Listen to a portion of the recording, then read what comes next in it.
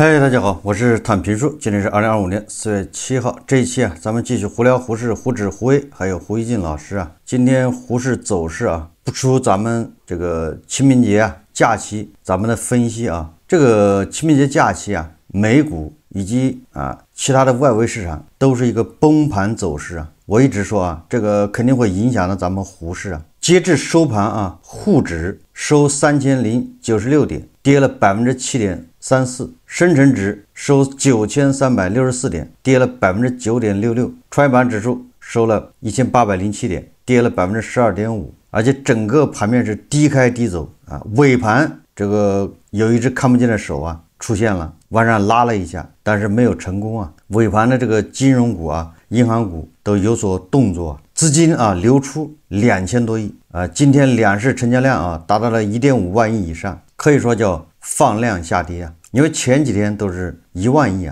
放量了大概4600亿，只有100只股票上涨，5284只股票下跌，有将近3000只股票跌停。我炒股这么多年，我经历过这个1000股涨停，也经历过1000股跌停，但是3000只股票跌停没有经历过。3000只股票跌停因为这里面还有跌20%的这个惨状也就是对金融消费者来说那今天恐怕是不能用惨来形容应该是特别惨，惨到家了。可以说从去年开始入市的，如果一直在里面操作那到现在应该是赔钱的，因为指数已经到了3000点，这个考虑到指数还有时针对吧？因为这个银行股还在高位，所以说应该是去年9月份那个反弹以来，这个小散户恐怕已经把赚的钱连本带利全还回去至于这个去年10月8号以后入场的，恐怕已经成了山顶资本。当然了，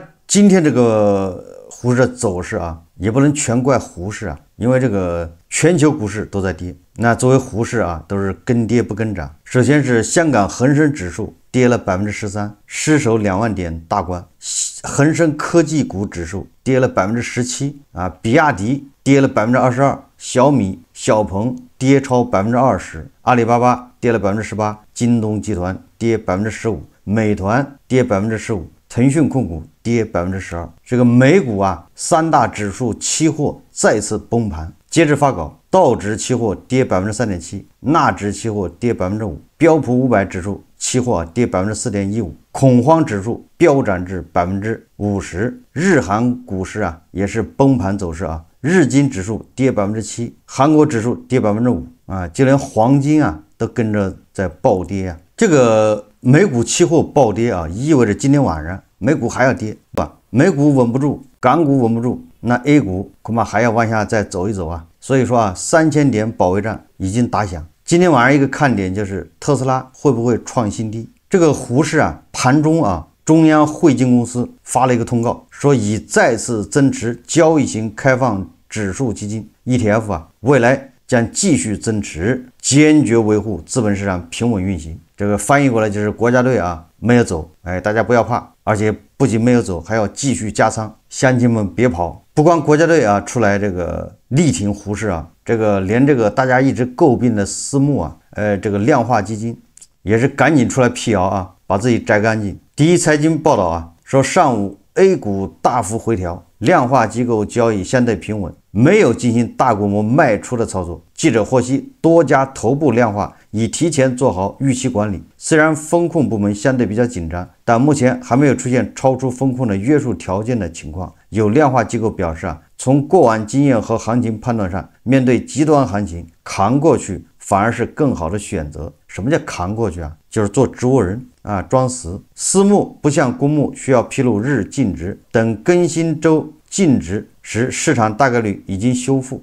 另有量化机构表示清明节前刚刚完成 A500 指增产品的发行，今天上午已经着手建仓。也就是多家头部量化机构透露，上午没有大规模卖出，也就是砸盘的可不是我们老老实实的，这回没干坏事，先把自己摘干净砸盘的是谁呢？砸盘的是董王。这个富时中国 A50 指数期货又是暴跌这个都是预示着这个胡适的向下调整这个路还没走完，至于走到哪儿，下跌不言底，我也不知道我为什么说今天胡适走走成这样子，也不能怪他自身呐，因为外围都在暴跌，大家对这个特朗普搞的这个贸易战，这个一个正常反应。这个胡适自身的问题啊，这我们今天就不说了，这每一期都在讲，对吧？特朗普的贸易战，我们这几天节目里面也经常讲啊，大家一定要记住了，这个贸易战，特朗普只是开了第一枪，后面还有不少人要开枪，那基本上就形成一个乱枪扫射的局面，情况远远比散户啊预计的要严重，要不然全球资本市场不可能这么非理性的暴跌。你看看啊，胡适啊，上一个交易日，特朗普已经宣布了要加关税，对吧？100多个国家加关税，但是胡适没有暴跌啊，只是对吧？沪指才跌了0.点几啊，也就是啊，中国的这个金融消费者是那种后知后觉，是比较愚钝型的。但大家在为这个对等反击鼓掌叫好的时候，他不知道他需要买单，他总以为是别人在买单，这就是一种错觉。所以今天胡适啊，这个经过这个清明节假期的这个酝酿，对吧？看到外围市场这个暴跌崩盘走势，现在啊，他已经反应过来了，知道这个不是闹着玩的，不是开玩笑，不是说你啊跟人反击一下，你就自身就能好，反击是必要的，那是没办法，但是不代表是你反击了你就会好。那么外围跌了几天，胡适跌一天那是不够的。所以说啊，大家要知道这个事情的严重性，这个时候不要还有抄底的愿望。任何人告诉你什么要再投资资本市场，你都要好好想一想。现在是整个的要重估啊，以前全球化的时候是一套估值系统，是一种估值方法，现在全球化是不是有要结束的迹象？我们也不能说啊全球化就结束了，因为毕竟这个特朗普啊，他有很多不确定性，但是目前来看，对吧？至少趋势是这样。那如果全球化一结束，那咱们有新的估值方法，在新的估值方法下，恐怕啊，你这个3000点还比较高。根据这个摩根大通数据显示啊，他说3月份散户对美国 ETF 和单一股票净流入达到创纪录的400亿美元，这比2022年熊市开始的时候历史最高水平高出约100亿美元。即便是2021年，也未曾出现如此大规模的散户资金流入股市。随着散户投资者逢低买入，主要指数纷纷走低，并进入熊市区间。许多散户正在经历他们的第一个熊市，就是美国啊，他走了10年这个牛市，美国的散户他也是韭菜。3月散户资金流入创历史新高，你看3月份散户全部进去了，4月份呢，是不是就一网打尽，对吧？从那个美股暴跌到现在也跌了20%了嘛。那个特斯拉是腰斩，英伟达跌了多少了？这些美国的散户啊，想解套，恐怕就跟咱们的这个房地产一样，咱们房地产也走了20年的牛市啊，从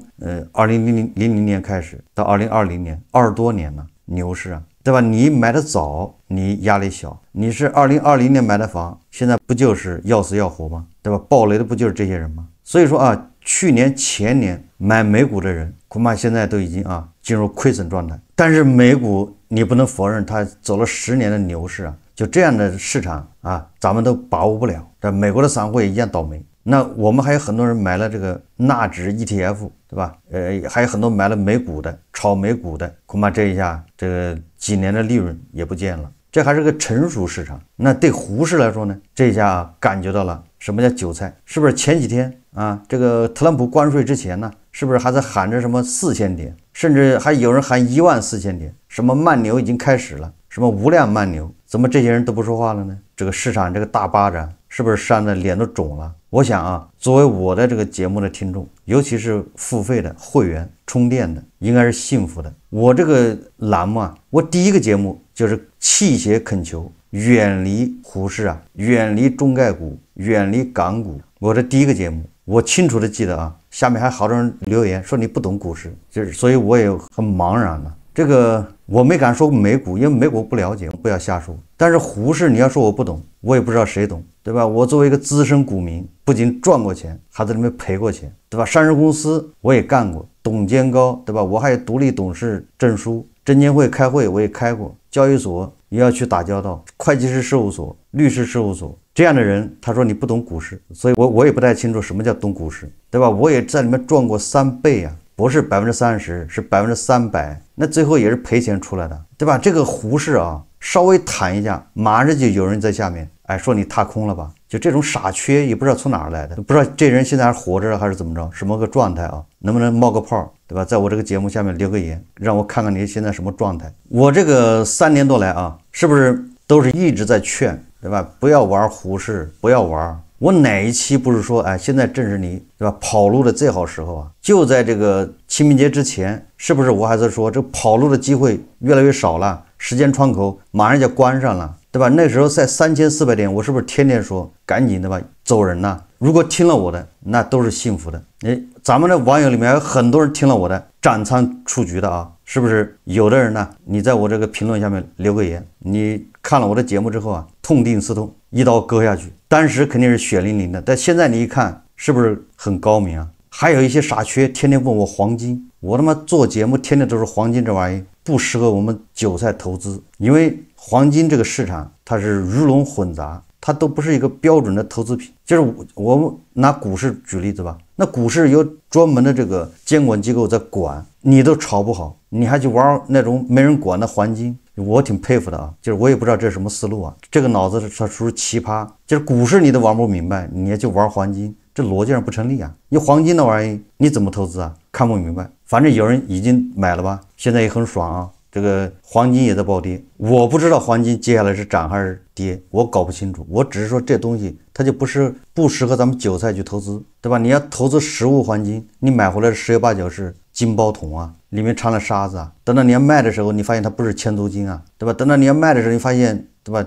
你表面上看你赚了钱，实际上你一卖，最后不仅不赚钱，恐怕打架不小。如果你把黄金不拿放着，人家跑路了，这个天天媒体都在报道啊。当然了，问黄金的一般都不是会员，因为他舍不得花50块钱充电。所以啊，你看啊，咱们这个节目啊，作为充电会员，作为会员，我觉得是幸福的。你现在你就知道了咱们这个节目的价值。我不是天天唱空啊，我也不是黑啊，咱们是讲道理。事实证明事实胜于雄辩。每一次胡适只要小谈一下，立马有人在下面留言说你踏空了吧？为什么我提倡大家看一看巴菲特呢？不是说别的，因为巴菲特年纪大，他经历过多少个轮回，所以啊，他这个就比别人敏感。所以你看啊，他从去年开始，他的现金就越来越多，他开始卖出这个美国的科技股，对吧？卖在人声鼎沸时啊。我记得国内的还有一个投资这个私募的基金的头啊，很出名啊，他还说巴菲特啊太保守了，因为巴菲特从科技股撤的时候，这个私募基金正好进去，而且还赚了钱，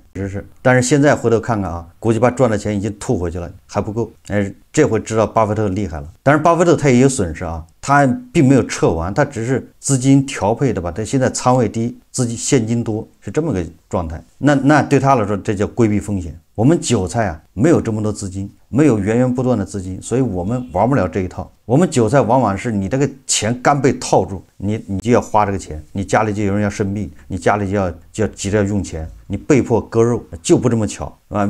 巴菲特他永远有现金啊，为什么说是幸福的呢？对吧？我在节目里面不止一次说，对吧？我也是从几十万炒股赔60%啊，那叫惨了，赔60%到涨赚300%，一夜之间，对吧？这把赚的钱又没了，最后又套住，后来又加仓，后来又赶上熔断，2015年熔断了，后来对吧？赔了300万出局，明白了一个道理。然后我天天把这个道理啊，在胡适节目里面反复讲，这300万买来的一个道理，而且不光是300万了，是这个经历啊，就是钱，我也赔过钱，最终是赔钱，对吧？我抓过连着3、4个涨停板的钱，股票啊，你像满仓抓一只股票，它连着3个涨停板，什么概念？人都飘起来了。徐翔在操作华丽家族的时候，他在里面震荡洗盘，我就在里面。那时候我的资金量就是1000万，后来实在受不了了，洗了有3、4个月，我小赚一点我就出来了。结果我一出来，那个股票就从2块多、3块涨到30多。大家自己可以把那个华丽家族那个 K 线图打开看一看，那是哪一年的事？你说你是不是跟那个巨额财富失之交臂啊？是因为经历过这种锻炼，对吧？踩过这么多坑，咱们才来做这个胡适节目啊，来劝诫大家，对吧？你不要来赌。这个胡适什么时候能投资呢？那咱们往后看，我们也不能说这个胡适一辈子就不能玩，对吧？也等到病治好了。从去年开始，因为我已经算到，对吧？感觉到这个咱们存款利息啊，恐怕要趋近于零。在这种背景下，我调整思路啊，我是提倡存公行。后来，对吧？我在会员节目一直说要换一部分美金，怎么换，对吧？我在会员节目都说过了。你现在看一看，今天沪市暴跌，全球资本市场都在暴跌，但是人民币的汇率呢？第一财经日报报道再按人民币对美元，就是4点半的收盘的时候较上一交易日跌106点，再按人民币对美元，北京时间16点30分，官方收报7.3149，较上一日交易日官方收盘价跌106点，已经到了7.32了。会员节目里面听了我的，现在是不是很幸福你再回头看一看沪市，再看一看黄金，你再看一看你手上的美元，关键你要存银行的利息是4%你要买了那个什么货币基金也是4点几所以说咱们这种节目，你花个几十块一个月充电，这是物超所值你少踩一个坑都是多少万的事对吧？都是你这个多少的家产的事对吧？有多少人听了我的节目不再去买理财产品，对吧？有多少人听了我的节目没有再去炒房子，对吧？有多少人听了我的节目把股票割了？但是美元怎么操作，我在会员节目里面还会继续说，大家愿意听的话，对吧？那你的成为就会员，要么充电，对吧？你这个时候你才知道咱们这个节目的价值。我一直说现在经济不好，我们首要任务是保住财产，不是说还要赚钱。我是不是咱口头禅就是不赔钱就是赚钱？当然了，如果你说我就是花5万块钱，我就买沪市，我就是消费，就想刺激一下，这也可以，对吧？你抱着消费的心态玩沪市没毛病大家也不要太绝对，对吧？你对你来说10万8万的赔了不要紧，那你就去找一找这种刺激找找这种感觉，没毛病但是你记住了，你千万不要有什么我进去我要财富自由，我专职炒股，我要怎么样，对吧？我这个钱我希望在股市能赚多少，那你就死了这条心，对吧？你是抱这个消费心态，你说我这5万块不要了，可以这个就像胡一金老师一样，胡一金老师他70万，对吧？他就是全赔了，对他来说影响他生活吗？不影响对吧？他就是心里不舒服，就是憋气。胡一金老师恐怕现在掐指一算肯定是赔钱了，对吧？这2年来他为谁忙呢？天天操作，为券商打工，对吧？为这个国家印花税做贡献。再一看自己账户是绿的，因为今天是3000只股票跌停对吧？各个行业那个 ETF 都在暴跌。我不知道胡一金老师经历过今天的这个暴跌以后对这个中美的这个贸易战是不是有了一些新的看法？因为他清明节期间解气这我也觉得解气就我们的区别就是我没有股票，对吧？他有股票，他解气他的买单，就是我解气我暂时不用买单，我也只能这么说因为对吧？作为咱们这个你在局中你怎么可能不买单呢？最终是要买单的，但是我们股市这个单我不买了，对吧？经济这个单你肯定要买的，你经济对吧低迷，失业率增加，就业越来越难，大家勒紧裤腰带，那我们每个人都要承受这个压力但是胡一金老师不仅股市买单，他这个压力他还要承受一个道理。这个贸易战的这个主要推手白宫的贸易顾问纳瓦罗，这不是马斯克已经把矛头对准他了吗？说他这个人蠢。这个纳瓦罗今天他对媒体说他说呼吁美国投资者不要恐慌。他在接受福克斯新闻采访时，要美国投资者保持冷静，不要惊慌。他还预测股市最终将迎来全面复苏。他说对于小投资者来说，那就是除非你卖掉了股票，否则你不会亏钱。现在的明智的策略是不要惊慌，坚持住。你看看这个纳瓦罗他这个说法咱们似乎很熟悉这个纳瓦罗估计有人推测是看了胡一金老师这个股市小作文胡一金老师以前名言就是我不卖你怎么割你看看这个就是美版的胡一金老师炒股名言。这个纳瓦罗号召这个美国投资者，你别卖，不卖就不算亏钱。这个周星驰的一个电影叫《九品芝麻官》里面，那个我记得他有个台词叫不给钱当然不算嫖，一个道理就你不卖你就不会算亏。胡一金老师发了个微博他说因为白宫贸易顾问纳瓦罗说只要不卖掉股票就不会亏钱，用此话给美国市场打气。老胡遭到网友大量举报，老胡再次声明，我从来没有说过纳瓦罗这个洋徒弟，也没有为他们支招。另外有人发现美国防长郝克塞斯之前经历与老胡很像，都是当兵出身，又都做了很长时间媒体，还说他是美版的胡一金，说话都不靠谱，严重伤害了老胡的感情。他说要不川普总统你把老胡直接请过去得了，省得这么多闲言碎语。